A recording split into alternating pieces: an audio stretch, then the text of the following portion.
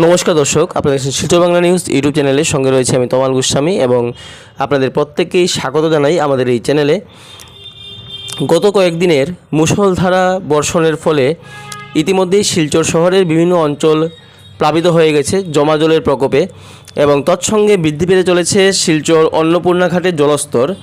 আজকে দুপুর 1টা থেকে 2টো অবধি 17.65 ছিল মিটার জলস্তরের।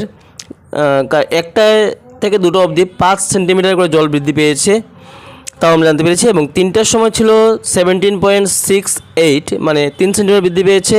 এবং 4টার সময় 17.70, মানে 2 সেন্টিমিটার বৃদ্ধি পেয়েছে। এবং 5টার সময়, বিকেল 5টার সময় 17.72, মানে আবার 2 সেন্টিমিটার বৃদ্ধি পেয়েছে। ক্রমাগত জলস্তর বৃদ্ধি পেতেই চলেছে বরাক নদীর অন্নপূর্ণা ঘাটে, যা আমাদের জন্য একটি চিন্তাকর ব্যাপার।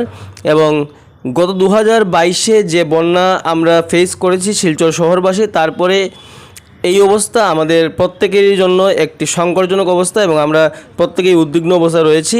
আমরা আমাদের এই নিউজ চ্যানেলের মাধ্যমে কাউকে প্যানিক করতে চাই না, আমরা শুধু আপনাদের জানিয়ে রাখতে চাই এবং আপডেট দিয়ে রাখতে চাই।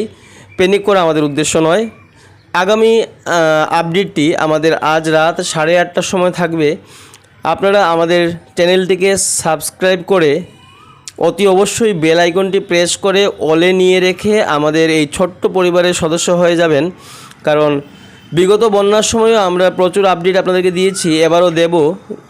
এবার বন্যা হোক সেটা আমরা চাই না। আপনারা যেখানে আছেন, যেভাবে আছেন, ভালো থাকুন, সুস্থ থাকুন। ধন্যবাদ।